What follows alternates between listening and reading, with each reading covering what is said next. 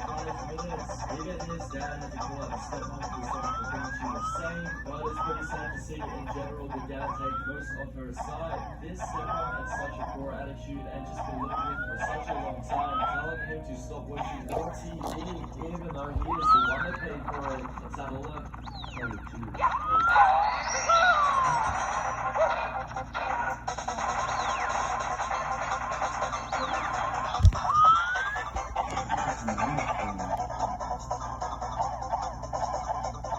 Really uncomfortable.